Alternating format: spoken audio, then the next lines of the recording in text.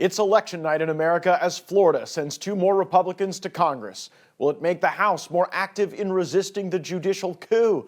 There won't be an election in France for Marine Le Pen if current charges against her are maintained, but there is new word from an appellate court. We've got reaction from across the pond on what's going on with democracy in France. And Congressman Scott Perry, a key member of the House Intelligence Committee, joins me in moments to go over all of the world's flashpoints. It's all next on the Matt Gaetz Show. Let's do this. We're shaking up Washington, D.C. We're breaking the fever. You ever watch this guy on television? Like a machine. He's great. Matt Gaetz. I'm coming to you tonight from Washington, D.C., and it does appear this evening that House Republicans will get back to full strength, with Florida Chief Financial Officer Jimmy Patronis likely to succeed me in Florida's 1st Congressional District, and State Senator Randy Fine filling the seat vacated by National Security Advisor Michael Waltz. House Republicans haven't failed to achieve any of their desired outcomes on votes with these 2 seats unoccupied, and it remains to be seen whether the new members will cause the chamber to be more aggressive in cementing President Trump's reforms into permanent law. There's a lot going on with executive orders, but we need to see that legislation so that it's not reversible, because we have seen too often, too frequently, how the backsliding can occur when the other side gets their hands on the executive order pen. Now, the roadblock we see currently to spending cuts is not in the House of Representatives. We've had fiscal hawk after fiscal hawk on this show making the case that we can do more with less in the Medicaid program. We can get rid of a lot of the wasteful spending at USAID. We can take a hatchet to the bureaucracy at the Department of Education. And with all of that positive activity happening in the House, we learn that the true roadblock to spending cuts, it lies in the Senate, according to Congresswoman Victoria Spartz. As you know, Matt, we have a pretty swampy Senate that hasn't been governing, and the House and President are actually trying to deliver for the people. A lot of people in the Republican establishment, they do a lot of talk, but when they don't want to do the work, and they try to change accounting methods to policy baseline to say that they don't have to deal with, with spending. The Senate, is being hypocritical in a lot of these issues. They're always fiscally conservative and try to deal with these issues when the Democrats are in charge. Now they're in charge, they have no excuses, and establishments of Republican Party need to step up and actually put the money where mouth is. The spending cuts and the programmatic changes that have occurred during this second President Trump term have occurred as a consequence of Doge and Elon Musk and the husbanding of resources rather than spreading them out in inflationary ways that harm the American economy and often work against our stated American interests. President Trump has done this while securing the border. We have new March numbers out that show this was a historically low month when it comes to encounters, and that's because the word is out and the caravans have turned around. And President Trump even lowered egg prices in the middle of a bird flu. But the world has shown some stubbornness when it comes to creating lasting peace. In the Russia-Ukraine war, efforts to establish a ceasefire remain stalled, very frustratingly.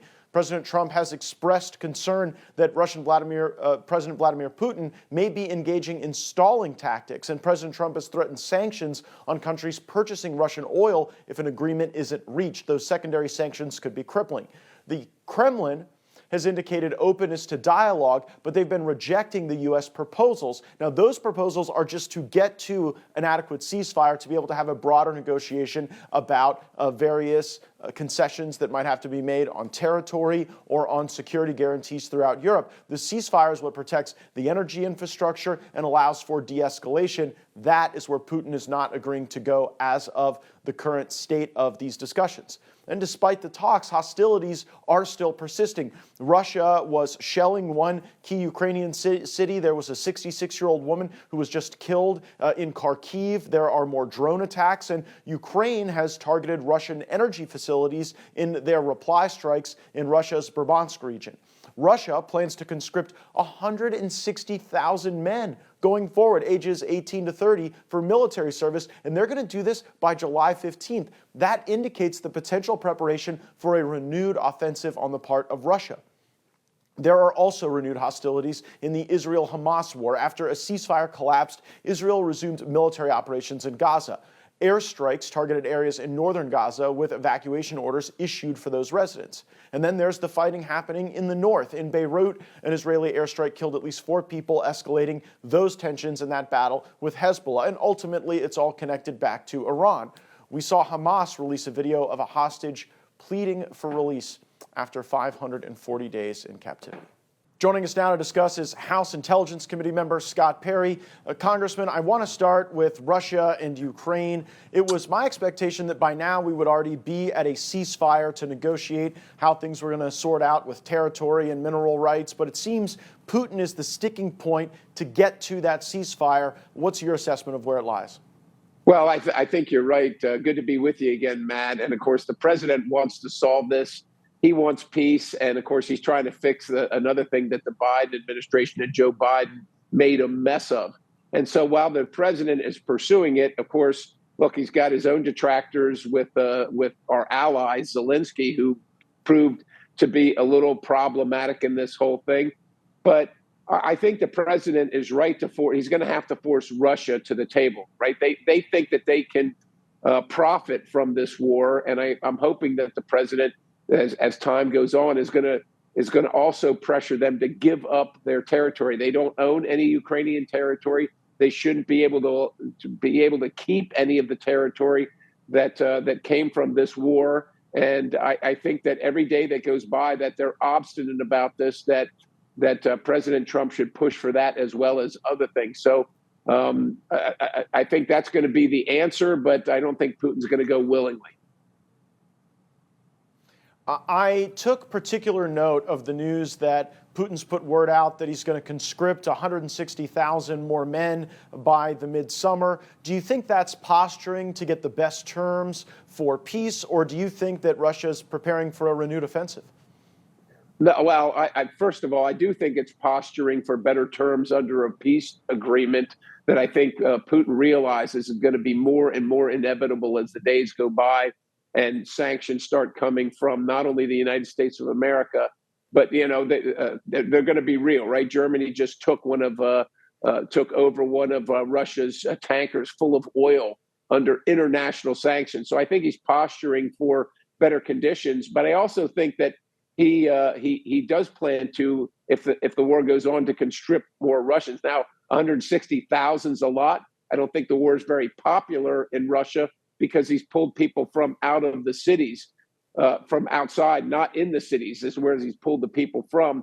And so there's not, of course, they censor their media over there. And so not as many Russians know about the cost of this war as would know. If you take 160,000 out immediately at one time, people are going to realize the cost of it. And they're not going to be very happy about it because regardless of the intent of a ceasefire, Russians are going to continue to be being killed in Ukraine. Let's now go to this conflict that also is frustratingly devoid of sufficient peace with Israel and Hamas. You said early in that ceasefire you would not trust Hamas. You were not comfortable with these prisoner exchanges. But with the status of Hamas so substantially degraded now, do you think Israel has achieved its objectives, or is there more fighting there necessary? Unfortunately, I think there's going to be more fighting there necessary until Hamas is completely eliminated.